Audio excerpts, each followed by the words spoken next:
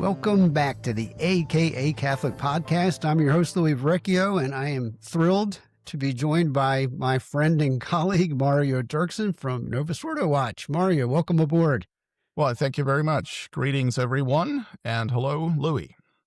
Yeah, great to have you. We should do this more often, Mario, but the thing that precipitated our get-together today is an event that took place back in 1995 in Brazil, and the person that we're focused on is Robert Prevost, the American Pope, if you will. Yeah. And this is a story that broke recently, Mario, but it's one that you've been working on for some time. Yes, When did you start digging into this Pachamama worship scandal? Yeah, so Leo XIV, whose real name is Robert Francis Prevost, was found to have participated in a ritual in which Pachamama was worshipped. And this was in Sao Paulo, Brazil in January of 1995. So yes, it was over 30 years ago, but it really doesn't matter how long a time has passed. What matters is what happened there, what he did, and what this says about him. And yesterday, LifeSite broke this story, and the images that we're talking about, in which you can see Prevost and everybody else there in a ritual worshiping Pachamama, which is an indigenous pagan fertility goddess, essentially. Another name for Pachamama is Mother Earth, and also Gaia is another common name. And Pachamama, I think, is the Quechuan, name for it, from the culture there in Peru and Bolivia. And so it is thoroughly a pagan nature worship is what this is, and a worship of the earth. And this ritual was conducted as part of a symposium, a conference that took place in January of 1995, right there in Sao Paulo, Brazil, on eco-theology. Okay, this is a kind of a liberation theology kind of thing, and in which they try to mix theology, Catholic theology, Novus Ordo theology, with paganism, with concern for the environment and so forth. And, you know, in 2015, the false Pope Francis released the encyclical Laudato Si on ecology, and there you see a lot of that thought that was originally developed in the 1980s, probably in the 70s already, with regard to, you know, combining a Catholic spirituality and theology with these issues of liberation theology, and specifically the environment.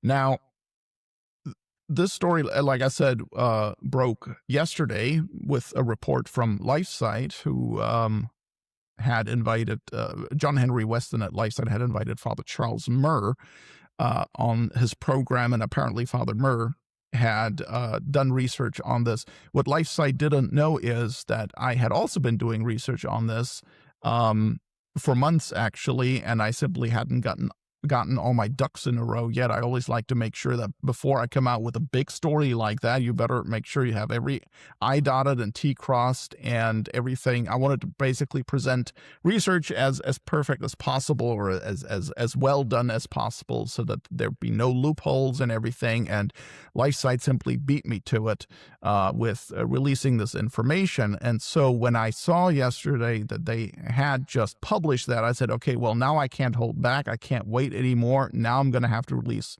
what I have, at least the first part of it, the most important part with the pictures and so on. And I actually have, I found a little more still that was not yet covered by LifeSite. So if this topic interests people, I hope they'll stick around, because we'll have a lot to present. And so yesterday I also published an article with the documentation at novusordowatch.org/wire. That's the blog, the Novus Ordo Wire. And that post, for those who are watching this video now who want to find the post, it's entitled "Photos Surface Showing Robert Prevost, Leo XIV, Participating in Pachamama worship ritual in Brazil in 1995. And it's dated March 18th, 2026. And of course, you're going to have all the links to the stuff that we present here in the description of the video and the show notes. And let me see, where was I going with this? Well, I guess I can just... Well, Mario, before you start, yeah. Viewers, you have to stay tuned because Mario brought the receipts, a lot of them. You're going to be impressed by the amount of research that went into this. But I want to ask you, Mario, how did this first hit your radar screen?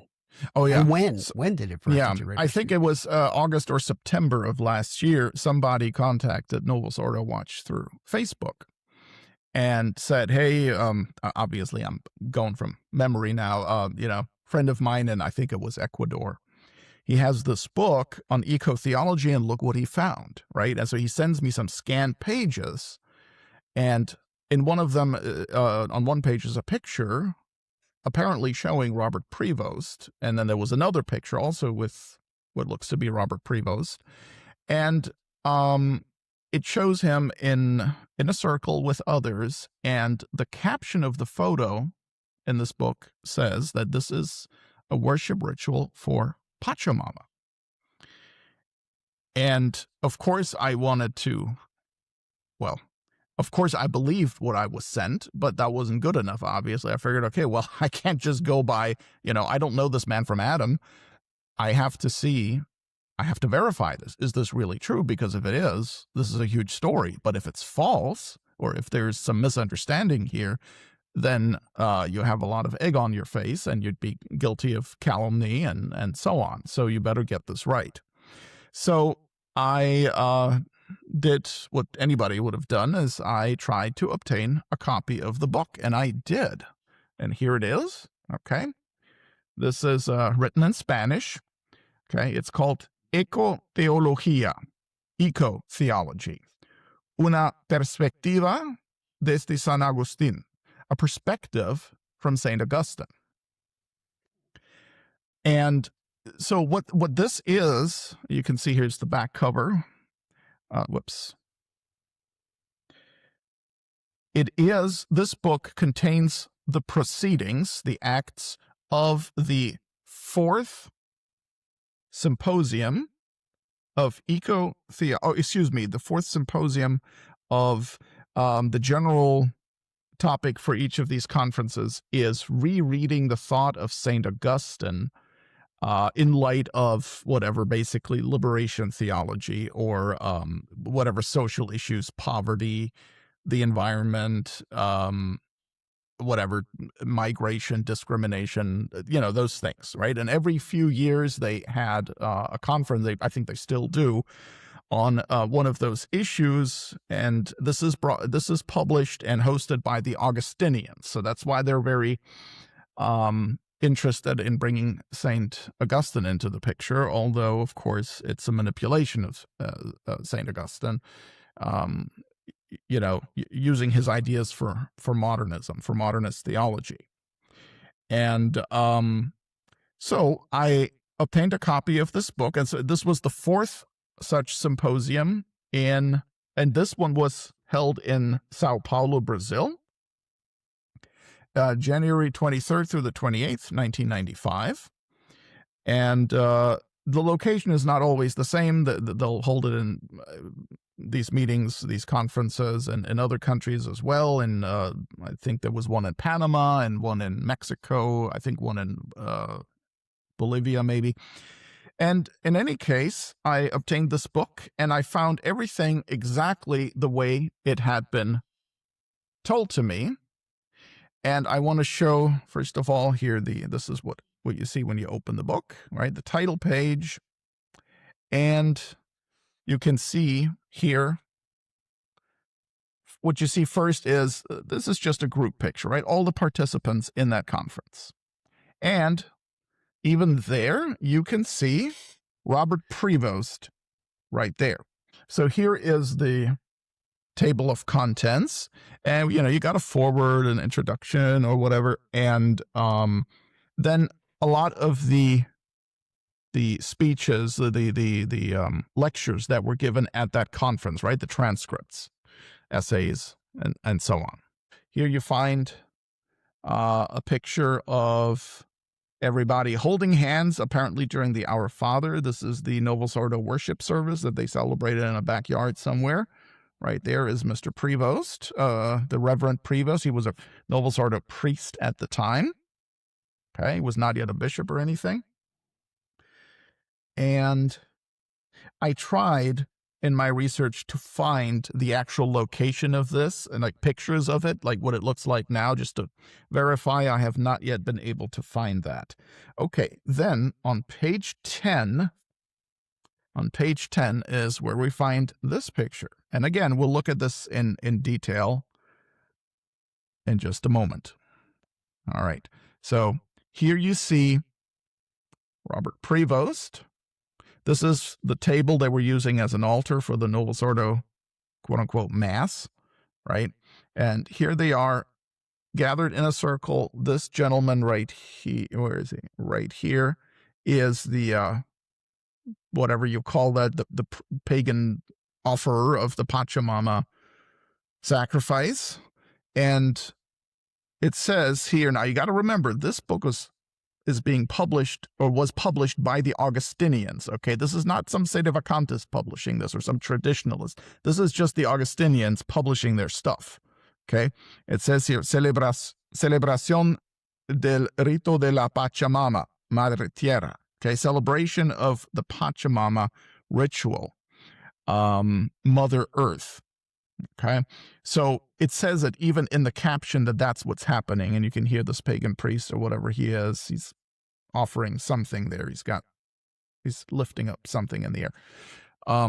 So that's the image, and then there are more pictures.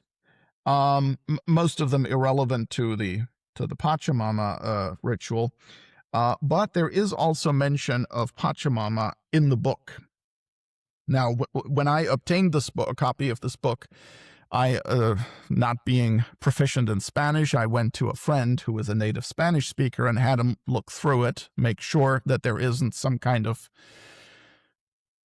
caveat, some kind of information that would relativize, or you know, in some way would neutralize what appears to be a scandalous act of public act of idolatry, or semi-public. Now, this was conducted in, this conference rather took place in Brazil, as we said. Now, in Brazil, they speak Portuguese, okay? The book I just showed you was published in Mexico in Spanish. Turns out that it is but a translation from the original book, which is this one right here. Eco Teologia Agostiniana. Well, I don't know how to, I don't speak Portuguese, so I may have butchered that, okay? This book is a little bit thinner, and it does not have any pictures in it, okay?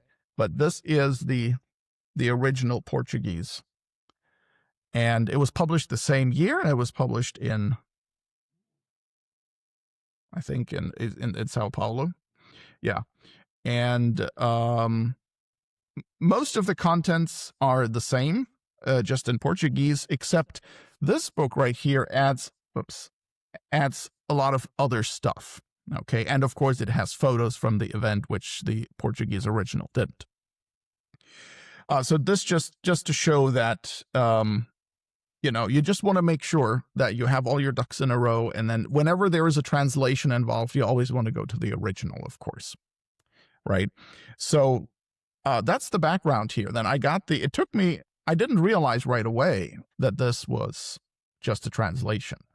Okay. Now, of course, it has nothing to do with, like, it doesn't change the photos, but still you want to get to the original source if there is one. And Mario, question for you. Are there any words in these books attributed to Prevost? Did he speak at the conference? Not that I've seen. No, not that I've seen. He did not. No. He was at the time, so he had been ordained in the Novus Ordo, I think, in 1982 as a priest. And so this was 95. He'd been a priest for a while. He was a missionary at the time in Peru. Now, Peru is not Brazil, but so he must have traveled to that conference as part of his well, it was an Augustinian conference, so it makes sense that, and it was for Latin America, it makes sense that he would attend. And so, unfortunately, I was not able to find like the attendee list of the conference. That would have been great. All right. But I did everything I found as far as Prevost and the Augustinians, everything I found was consistent with him being there. In other words, nothing excluded the idea that he could have been there. In fact, you can see here that this was, the compiler, like you might say the editor of this book is John J.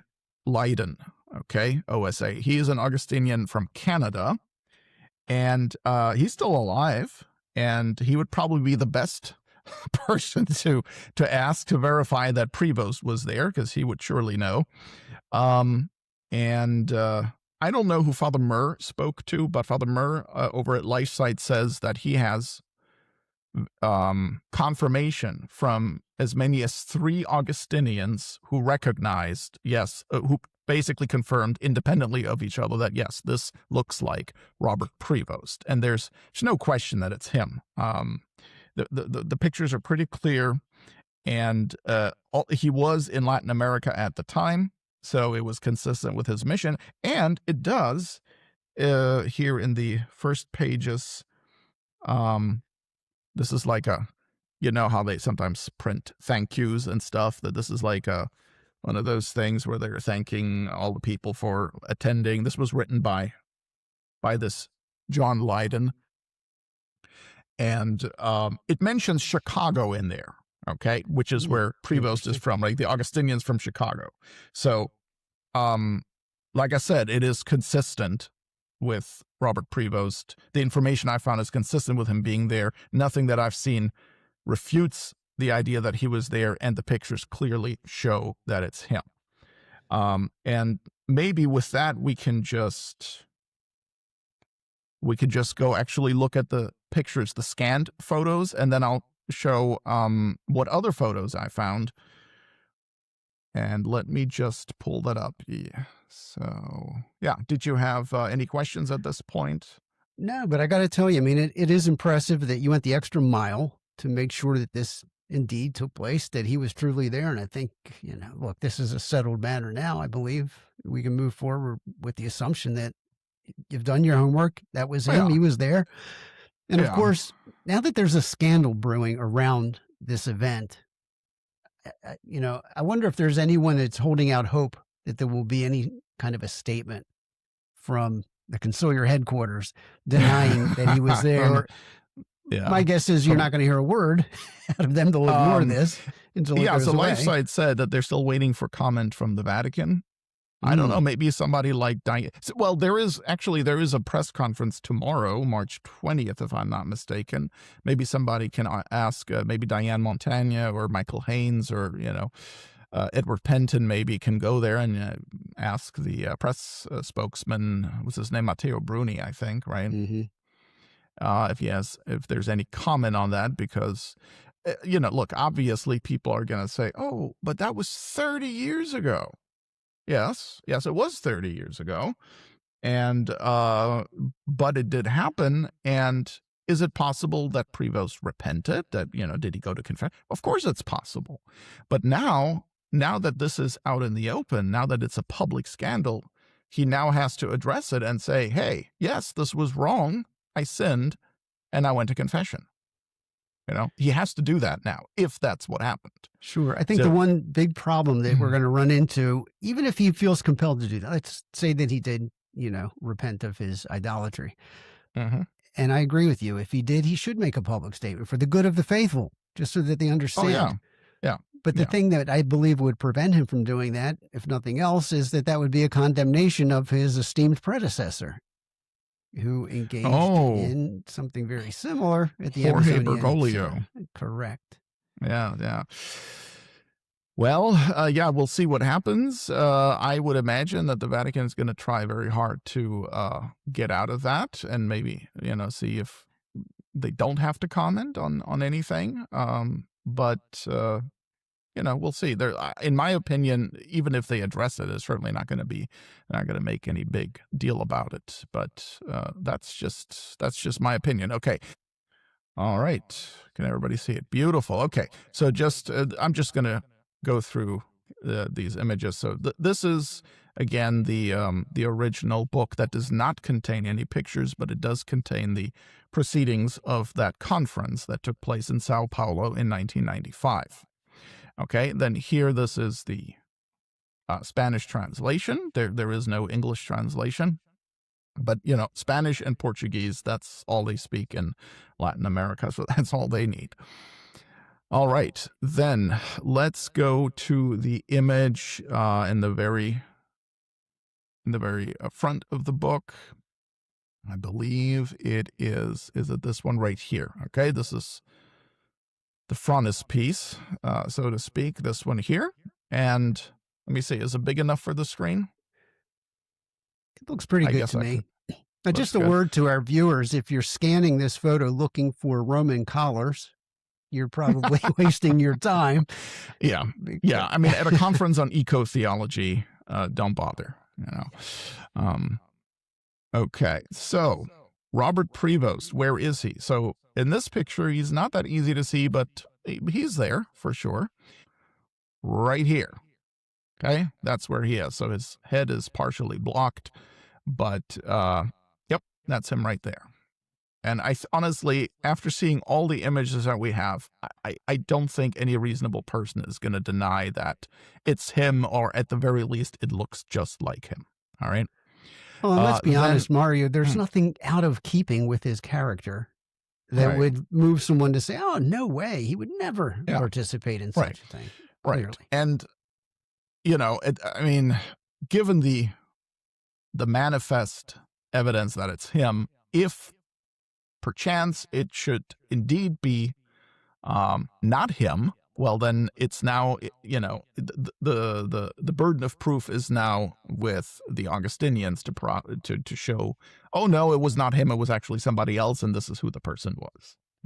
I mean, that's how it is. Obviously, yes, you have to meet a high standard if you're going to accuse someone of something so wicked as idolatry, but the standard is not impossibly high. Okay. At some points, like, okay, no, we've got the evidence now. If anybody wants to deny it, the burden of proof is on that person.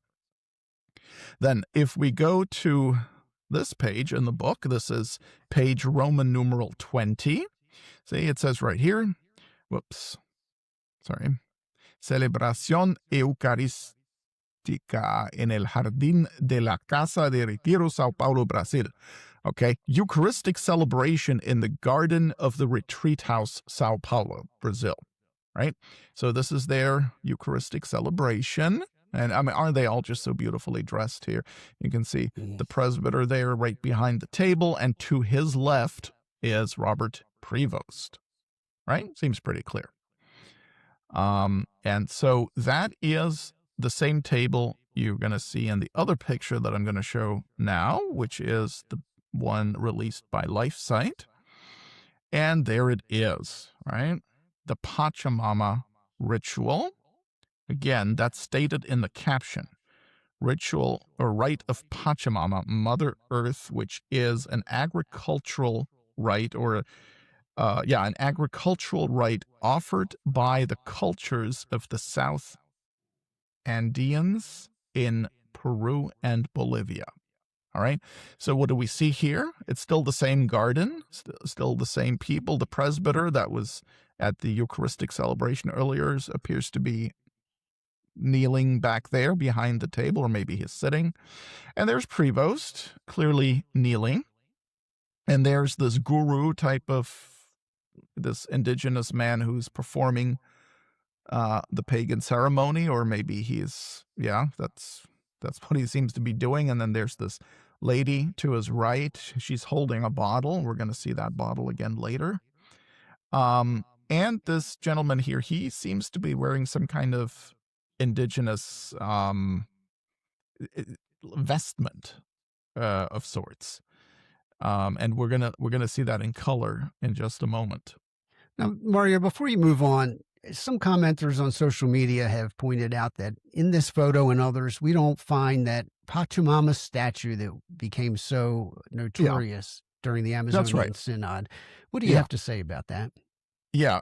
So when you look, what I would encourage people to do is look at images on websites like shutterstock.com, for example, which are websites that sell stock photos, and there are a lot of pictures there.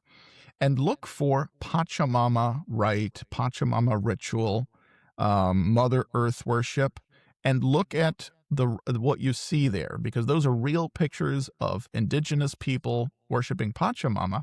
And what you're going to find is that there's typically not a statue associated with Pachamama worship, because Pachamama to them is the earth. So they're worshiping the earth. And sometimes that is, Pachamama is displayed is displayed as a woman that basically holds the entire planet in her lap, so to speak. There's all kinds of those images, and we can look at them in a minute. But I just wanted to point that out for the moment. And I'd also like to add that don't assume that you're going to see the same thing that you saw in the Vatican in 2019 at the start of the Amazon Synod. And I'll explain why later, but don't be looking for that, because I know that that's pretty much in people's consciousness. When they hear Pachamama worship, they think of that wooden statue. And that may have something to do with Pachamama, but at least up until that point, it is not a figure that was known to be Pachamama and was worshipped. But more on that later. So that's a great explanation, Mario. And you can't blame people, I suppose, because for most ordinary Catholics, myself included, my first exposure to even the concept of Pachamama came in 2019. Yeah. But one of the things that I find interesting is damning as the images from that 2019 event were with that statue and the honor given to it, as damning as that was, this photograph is even more damning in that the caption literally says Pachamama. But what the Vatican did in 2019, one of the initial excuses was, oh, that statue is a representation of the Blessed Mother. Well, they don't have that excuse now. It was a lame excuse then, but if I remember correctly, that excuse was given by bloggers, journalists. It was not the Vatican, if I remember correctly. Yeah. The Vatican, whoever it was. Paolo Ruffini, I believe, because he was asked about, what is this? No. That's right. I remember now. He specifically said, no. It's absurd to say that was the Virgin Mary. He said it's a statue representing life, fruitfulness, fertility, whatever. Okay. But the claim that, oh, this was Our Lady, this was like the Blessed Virgin Mary, that came from bloggers, and it also. It's true that during the ceremony in the Vatican in 2019, there was somebody, just before the statue was presented to Francis, somebody can be heard saying, Our Lady of the Amazon. Okay?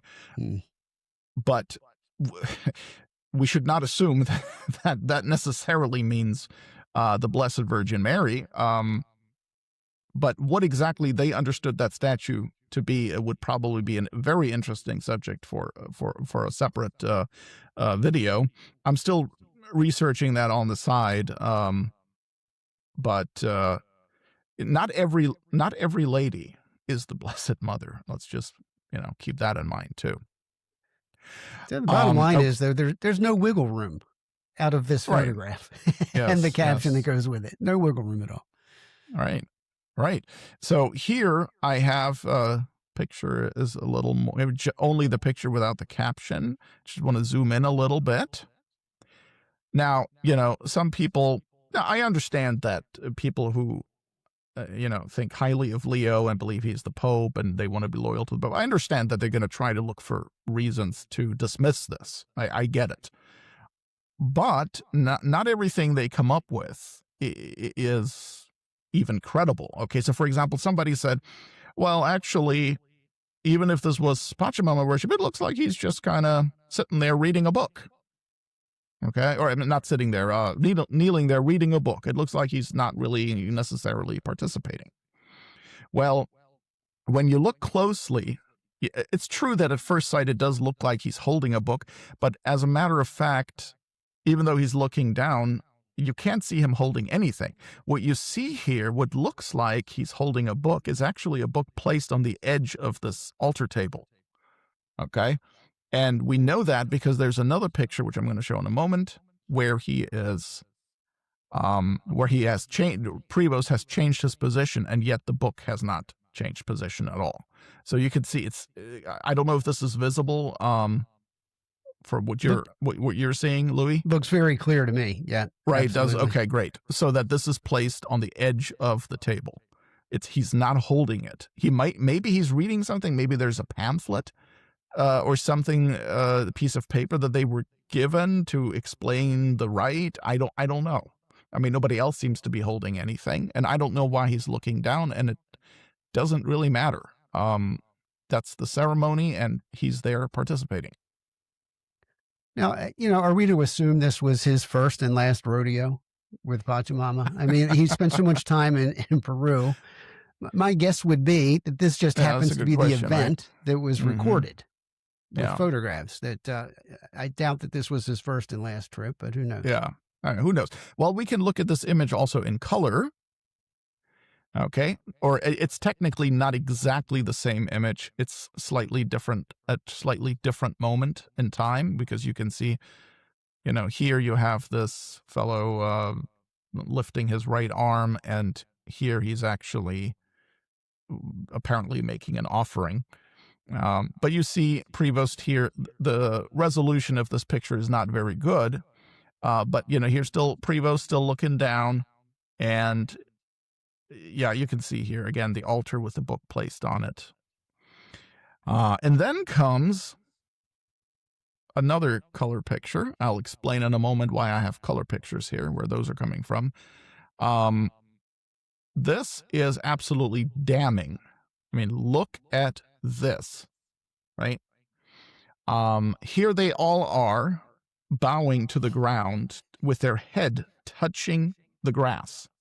Looks just like Muslims do, right? The Muslims, Muslims use a rug or whatever, but they also touch their heads to the ground. So this is what they're all doing. And if you look at what Robert Prevost is doing, looks like he is just in the process of getting down to the ground, right? So this does not look like, merely passive, I'm just observing. No, he's doing what everybody else is doing, right? And you can see this bottle here in the middle. People will say, well, what's this bottle doing there? Well, that's part of, probably it contains either soil or some kind of a drink offering. Could even include alcohol, because if you research Pachamama worship, alcohol is something that they do offer to Mother Earth, right? And that's what's happening here. There is another image here. This is interesting from a very different angle. So here we see this pagan priest, and you can see this is what I called the vestment earlier. Don't know what it is, but looks like he's dressed for the occasion, for his role. And then there's this lady assisting him, and I can't tell what she's doing. Could be, maybe this is salt or something. It looks like she's holding maybe a spoon or some other utensil. Maybe she's sprinkling something into this mixture. I don't know. I don't know what it is.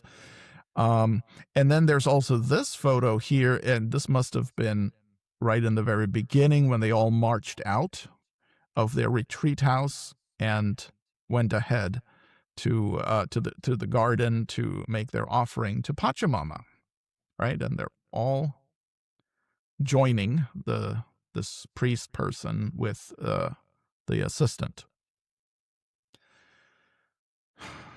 All right, let me see what else I have. Oh, this one. Maybe I should explain. Let me explain first where those. Oh, here's another one of Prevost I can't remember now if we looked at this one in color or not, but Not in color. No, this not is in the first color. one. Okay, so Yeah. oh, that's right. This was the picture in the book, right? And here's this image in color, which also shows Prevost. It's a very, very bad resolution, though, but I did want to show it in color. Okay, so where are these color pictures coming from? Well, they're not in the book, right? And they're not in the book. They are screenshots from a YouTube video that I, by God's providence, happened to find. I found that the Augustinians in Latin America, or Augustinians, the organization of, I think they're called the Organization of Augustinians of Latin America. Well, they have a YouTube channel, okay? And they have a video. Maybe I should stop sharing my screen here. Hello. They have a YouTube channel, and in there's a number of videos from times past where they just a compilation of various conferences and events they had. And sure enough, there was one video that's still up, unless they've taken it down in the last few hours. But you can access that on YouTube, and we'll put a link in the description of the video that shows images from different, I don't know if it was all the same. I think it's from different conferences over the years. And it also happened to include those color pictures from what was clearly the conference, the symposium in Brazil in 1995. So I was very happy to find that. And that's where they're from. And I think we should take a look at that video now. Yeah. So what we have there it is. Okay, this is just a slideshow. Okay. But it shows that, no, this stuff isn't AI Oh, there's more. Yeah, that's a photo we didn't see, Mario. Yeah, that was Prevost also.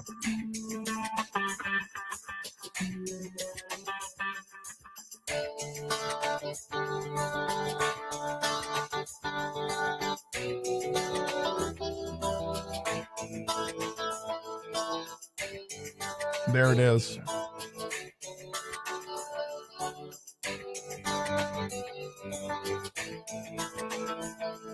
Ah, more.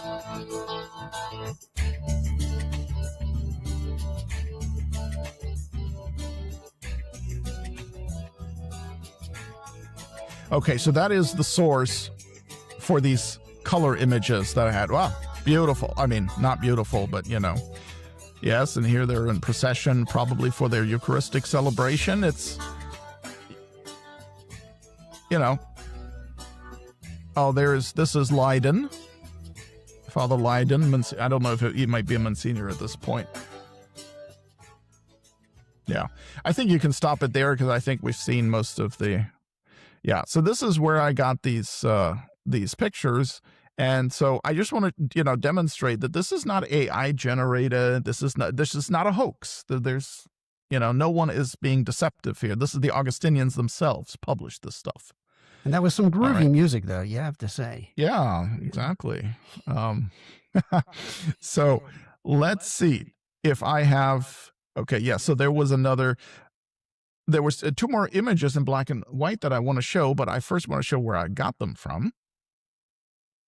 And that is the bullet. So the O.A.L.A., this organization here, they publish a type of magazine. I forget if they still do, or at least they did then. That was, I think, once a quarter they would publish that. It's called Boletín, right? Basically bulletin. And the January through March edition of 1995 has pictures also of what happened there in Sao Paulo. And they also have a little bit of a report or a story about it. Now, unfortunately, it's in Spanish, and I don't have it sufficiently translated yet, but I just wanted to show where these other pictures are that I want to present, and I'm going to share my screen again. So this is, first let me go to the very top here. This is the bulletin. You can see it's the January through March edition, 1995. And there is the big group photo. This photo was taken at another conference in Panama, February of 95. So it looks like Mr. Prevost was attending a number of conferences there. You can see him right here. I don't know if my cursor is visible, but basically to the very right, or almost to the very right in the pretty much the first row. You can see him there wearing glasses. And even though that picture is from the symposium in February, there is a story about the January symposium, and it's found here on printed page number 24 in the PDF file. It's page 21. And because it says right here, Simposio Taller sobre Ecoteología Agustiniana. Okay. So this is, and here it says Sao Paulo, so the 23rd through the 28th of January. So it's a report or reflection or whatever about this very symposium where the Pachamama ritual took place. And this is very grainy, but again, this is published by the Augustinians. All right. So, and you can find that online still. We're going to put the link in the description of the video. And you can see Robert Prevost right there. Are you able to see my cursor? I can. Yep. It's light. Okay. So he's once again on the right of center and pretty much in the middle, but to the right. And what I'm going to do is I'm going to publish a translation of what this says on the Novus Ordo Watch blog. Okay. Well, here you have that other picture, or yet another picture from that same ceremony with that same presbyter doing his Pachamama worship thing. And you can't see Prevost. Whoops. You can't see Prevost there now, but that's okay. You can at least see more of the ceremony, and he's once again, who knows what he's doing. And you can actually see a photographer in the back there on the very left, on the far left. So there are pictures available. Hopefully we can get more of them. All right, so those pictures are available too. Now I'm going to stop sharing my screen here. Yes, so thus far, I think all the images we want to share, or we have to share.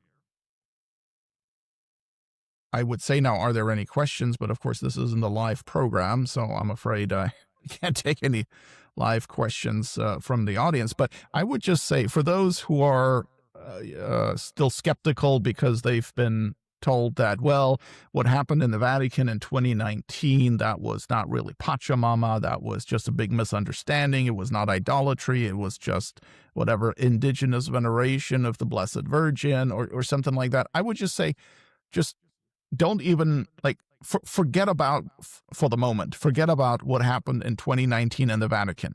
This, what you're looking at here, maybe it has nothing to do with it. Like, in other words, even if it should turn out that there was actually no Pachamama being worshipped in the Vatican in 2019, what happened in Brazil in 1995 was definitely the worship of Mother Earth. Okay? So don't confuse the two. This is entirely independent of that. And I also want to say that, I saw somebody say online, well, you shouldn't be relying on, what Father Murr produced. And I said, I'm not. It was entirely independent. Until yesterday, I had no idea that LifeSite was working on this or that Father Murr was working on this. Okay. So this is all straight from the Augustinians. Right. Yeah, and the interesting thing is, Mario, you have two independent sources working unbeknownst to one another on the same story, which kind of doubles the credibility of everything that we've talked about. And I think you're being extraordinarily kind in addressing those who may still be skeptical. Because, look, let's be honest, the only way that there's room for skepticism here is if somebody is just so drenched in Leophoria that they're going to defend him no matter what. Even if they saw him in person strangling a puppy, they would come up with a way to defend the man. Yeah. Yeah. And interestingly enough, the story has not been picked up by a whole lot of blogs or journalistic outlets yet, at least. I mean, okay, it's only been about 24 hours as of the time of this recording, but yeah. Now, Michael Lofton, I saw, had a video on it. He did some kind of a show on it, but it's members only, so I don't know. By making it members only, of course, he's making sure that practically no one will see it. Right. And you can only imagine the demographics of his membership. Did they really need a video to give them a way to allow Leo to wiggle out of this thing? Probably not. But yeah, I'm assuming that's what they received in that video. But maybe he'll open it up in days to come. Yeah. That would be interesting. Yeah, Taylor Marshall said something upon being asked to comment, I guess, by LifeSite, which I find interesting that LifeSite, you know, they need commentary from Taylor Marshall on this. You know, this is the thing. But Taylor Marshall is, you know, for right or wrong, he's considered an influencer. And of course, he is influential. There's no question about that. I just have to chuckle a little bit and like, okay, look, you're saying that the man who's the Pope now, you just provided evidence he engaged in idolatrous worship in 1995. It's Taylor Marshall. Why does he need to weigh in on this? You know. To tell his influencers now, rather his audience now what to think. Is that the point that we're at? You know, where he has to kind of make clear to everyone, hey, this is what you ought to think about this, or this is what you ought not to think about it. I don't know. I just thought it was odd that they're reaching out to, you know, a layman in Texas for comment, you know, oh, what does this mean now? Or what, you know, what's your reaction to that? Well, why don't they ask the Vatican? Actually, to their credit, they did. They just haven't gotten any response there. But it would have made more sense, in my opinion, to ask some kind of an influential cleric or someone who's a recognized authority on something instead of, as Taylor Marshall likes to call himself, a dad with a webcam. Right. I'll make a prediction here. If this story does catch fire, and it really should. Look, you have the man claiming to be the Holy Roman Pontiff breaking the First Commandment, for crying out loud. I mean, if this doesn't get attention, then, you know, humanity's in worse shape than we thought. But here's the thing. If it does catch fire, I'm going to tell you right now what's going to happen. Taylor Marshall's going to invite that Alexander Shugwell, or whatever his last name is. Shugwell, yeah. Yeah, he'll be back on the show, and they'll relive the glory days, and they'll talk about this thing, and you know, it'll be a nice fundraising opportunity for all concerned, I'm sure. Oh, is that judgmental? I'm sorry. Well, I mean, I don't know, but it's probably not. I don't think it's going to happen. I mean, I don't think he's going to bring on Alexander Chugwell, although I would be interested to know what he has to say about it.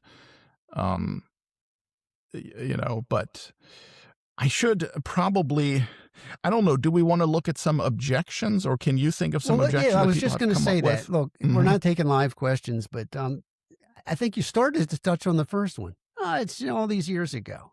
We're talking over 30 years ago now. So what does it really matter? Are you then actually to blame, you, LifeSite, Father Murr, for stirring up this controversy over something that happened so long ago? When he wasn't even a bishop, for crying out loud. Well, that's right. Oh, it's just an act of apostasy, you know. That's all. No, you know, there is the problem is that not only are we talking about the personal sins of an individual, which obviously could have been repented of, right?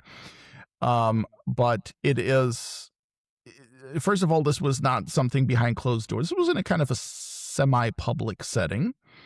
And I think people should know that the man who is believed to be the Pope of the Catholic Church is in fact, or has at least, engaged in idolatry. And if, you know, again, you kind of have to throw it to the Vatican now. He says, okay, no, if there is evidence that exonerates him, or evidence that shows he has repented, well, now you need to come up with it. I'm sorry, you need, it's upon you now to provide that evidence.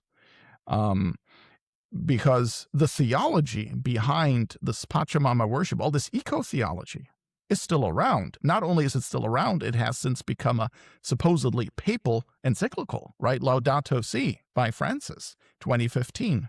And not only is it some extremely lengthy and tedious text that most people are never going to read, it's something that is constantly applied and celebrated in the Novus Ordo. They have a season of creation that's based on Laudato Si. They have all these projects. That season of creation takes place every year from September 1st through October 4th.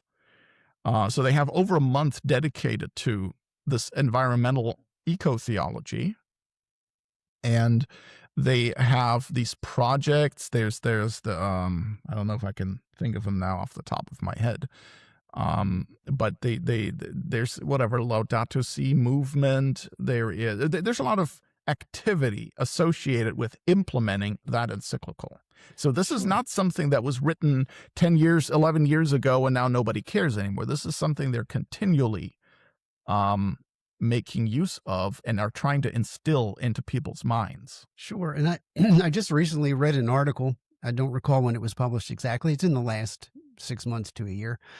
It's in Homiletic and Pastoral Review magazine. It's written by a gentleman who is an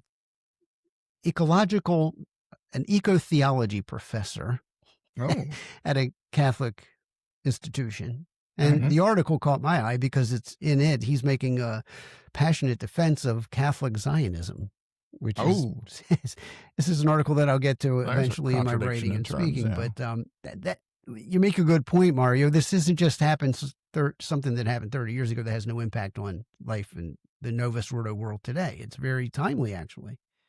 Yes. And also, and I note this in the Novus Ordo Watch article, Leo XIV, just earlier this year on January 19th, he appointed a woman to the dicastery as an advisor, I believe it was, to the dicastery of interreligious dialogue. So very relevant. Who believes, well, let me quote this because it is so insane and I don't want to get it wrong. So this comes from the website Info Vaticana. I quote it in my article published on Novus Ordo Watch. This is from the article by Info Vaticana. It was published January 21st of this year, and it's about various appointments Leo has made to the Interreligious Dialogue Dicastery. And one of them is, let me see if I can get her name right, Sofia Nicolasa Chipana Quispe. And she is linked to the community of wise women and theologians of Abya Yala, whatever that is, okay? The article says she is associated with indigenous, feminist, and decolonial currents, and that she maintains that she promotes prayer with Pachamama. She also cites a statement from 2025, quote, "We are not Pachamama, we belong to Pachamama," unquote. And I remember looking this up to make sure that I'm not just relying on their say-so, and I did find it exactly as they said. So this woman who believes we belong to Pachamama was just appointed by Leo XIV to the Interreligious Dialogue Dicastery. I mean, what do you say to that? The fact of the matter is, I can't imagine anyone looking at this and finding it surprising. Look, we have John Paul, the great ecumenist, who we have photographs of him being marked with paint by witch doctors, reverencing a Quran. I mean, this is the MO of the conciliar church, but I think maybe one of the benefits of this story coming out now is maybe it'll be the straw that breaks the camel's back. And some of those people who cumulatively, all these stories add up, and maybe their eyes will be open to say, wait a minute, are these people truly Catholic? Is this institution in Rome today truly the Catholic Church? At a certain point, I would think the weight of this evidence would force some people who are on the fence today to move. Yeah. Unfortunately, I fear for most, or for a lot of people, that, all these red lines that they had, they've long been crossed, and it somehow, it never matters, for some people. Of course, for others, it does. But considering everything we've seen through, 12 years of Francis, I mean, if that didn't do it, what else are you looking for? Well, probably nothing really, because it's not really about evidence then. It's more like about, what can I live with? Or, I should point out also that, once again, this kind of fits the whole Novus Ordo theology and the whole, post-Vatican II climate, especially in the Vatican, because we have, I have a few more stories here from, for example, one that goes back to 2014. And let me see if maybe you could pull that up. It's the one with Cardinal Gianfranco Ravasi. He was actually caught worshiping Pachamama, participating in a ritual. We got video of it in November of 2014. Okay, so there's actually, I'm going to turn the sound off just because it's so annoying. There's wind and everything. So they're making noise here with their indigenous instruments, and there's Cardinal Ravasi walking with them in a circle around this Pachamama spread in the middle, where they have placed what look to be drink offerings and food. I think I can make out a big zucchini or something similar. There's fruits and vegetables probably. And so they're banging the drum and they're all walking around this. And, we don't obviously have to watch the whole thing, but eventually here, they all stand, they all stop. And then there's like a leader there who's saying or chanting something through a microphone. And you got Cardinal Ravasi there with his pectoral cross showing, so he's easy to identify. And yeah, did you hear this reported anywhere when this came out? I had seen this video before. You had seen this, yeah. I mean, Yeah. I saw it on the German language blog, a conservative Novus Ordo semi-traditionalist blog, and probably LifeSite covered it, and maybe some very select few other outlets, but not widely reported. Okay, so I'm just showing this to demonstrate that Pachamama worship by Novus Ordo clergy is unfortunately not all that uncommon. And here we're talking, I mean, this is a cardinal, right? Novus Ordo cardinal. So kind of a big deal, you'd think, right? Sure. And this is even Argentina, for Novus Ordo right? standards, it should be a big deal. This is Argentina, yes. Okay, so Bergoglio left Argentina in good shape when he made the journey to Rome, obviously. Exactly. And, well, I guess Bergoglio knows whom he, I guess you can't really prove that, but the word is that Bergoglio was kind of preparing Prevost to succeed. He was very much hoping that Prevost would succeed him. And if so, then, well, he knows whom he chooses, certainly not someone who's totally at odds with him. Now, there was another incident of Pachamama worship, and I'm going to share that video now. That was in 2022, I believe. Now, interestingly enough, this is on the YouTube channel of the Episcopal Conference of Panama. In other words, the Novus Ordo bishops of Panama themselves have made this video available. And what do we find here? This took place on October 5th, 2022, part of another symposium. It is the 7th Continental Symposium on Indian Theology. And this took place, as we said, in Panama. And what you see there is not only is it the Pachamama worship ceremony, but it does involve 3 cardinals. Now, I'm going to be careful here because it is not clear. I'm not saying that these cardinals are actively participating in it. As far as we can tell, they're just standing there. So, but still, again, it shows that these conferences, they're still around, and they're still including this Mother Earth worship, and even cardinals are at least in attendance, maybe just attending passively, maybe just observing. But again, the point is it's taking place, and others are participating. Now, you probably want to see where the cardinals are, and I'm not quite sure I can easily identify them now, but I have a post on it, and I've identified the individuals. We're going to put a link to it in the description. Now, here you see some of the things that have been placed in the middle of the ground there, which is part of their Pachamama worship. And so we see these candles there. There's also a censer. You can see incense. Now, that is scary. And this video, interestingly enough, is unlisted.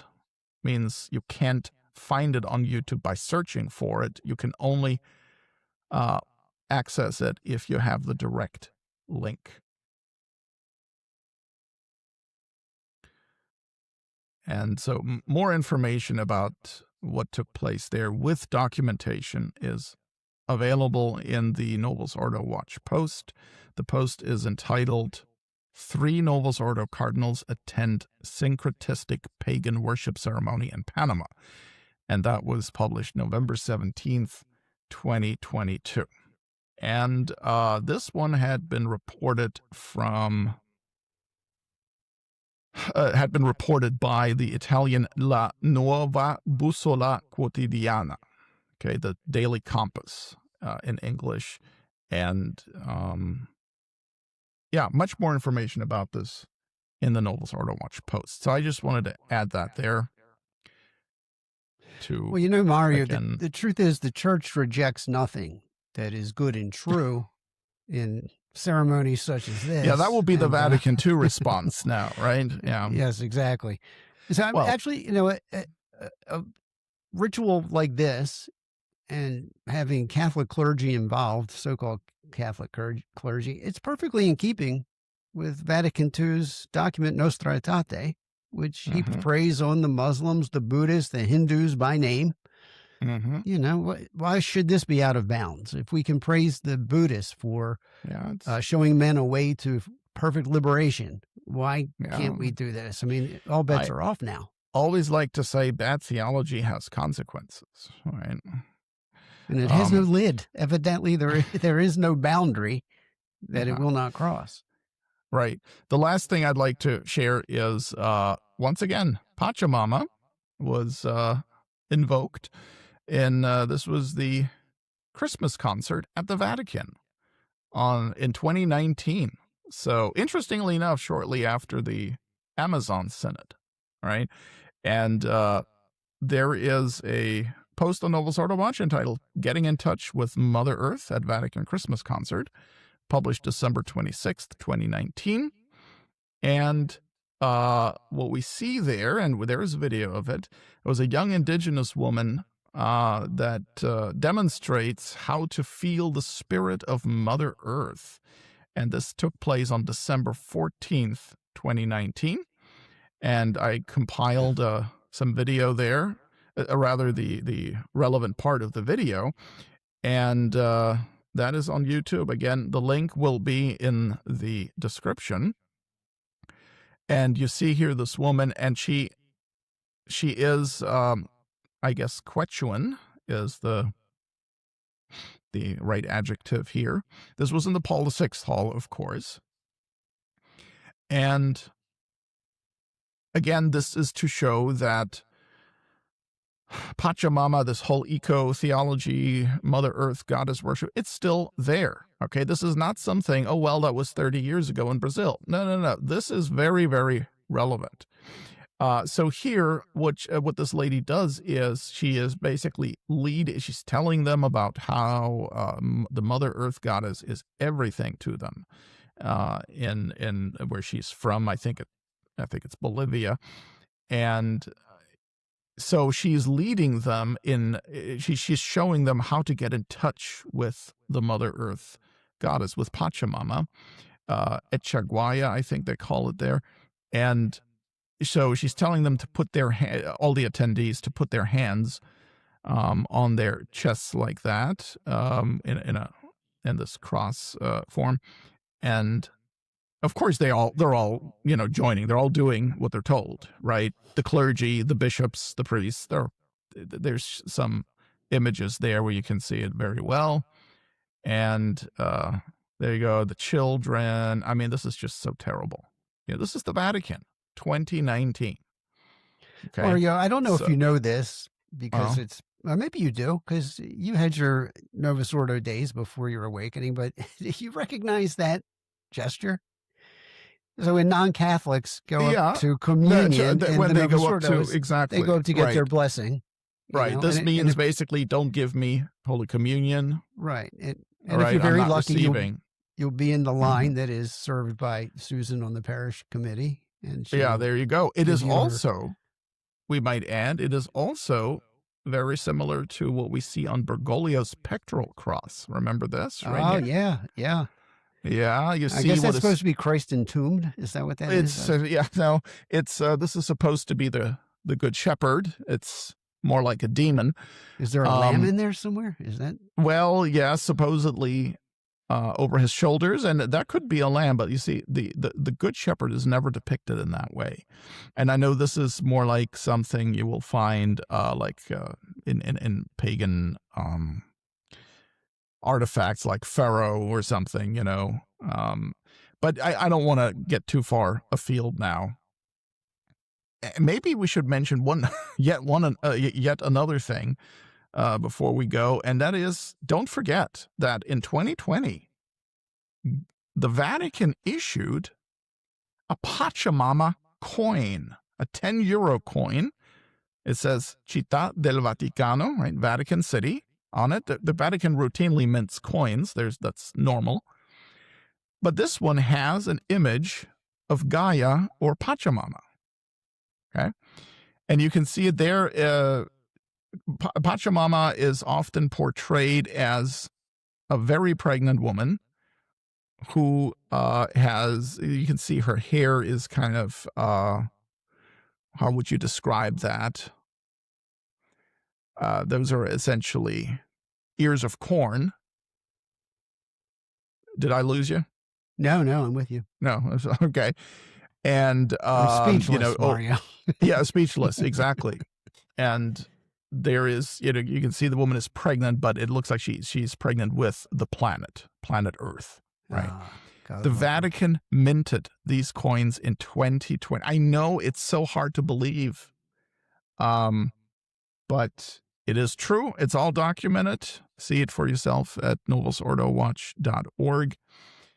And for an encore, didn't they in 2021, they minted a coin of the COVID vaccine? I think. Yes, I think you're right. And so they cover all bases. You can have one of each coins. One will help you lose your spiritual life. The other will help you lose your earthly life. And there you go. Perfect. Yes. Perfect. Beautiful. Yeah. It is a hellhole. It's unbelievable. So I think one of the takeaways from everything we talked about, Mario, is that this thing, as scandalous as it is, and it's a breaking story, it's only breaking because we didn't know about it, but it's perfectly in keeping with everything the Novus Ordo Church does. Perfectly in keeping. Nothing about it is, stunning or, oh my gosh, I can't believe they did that.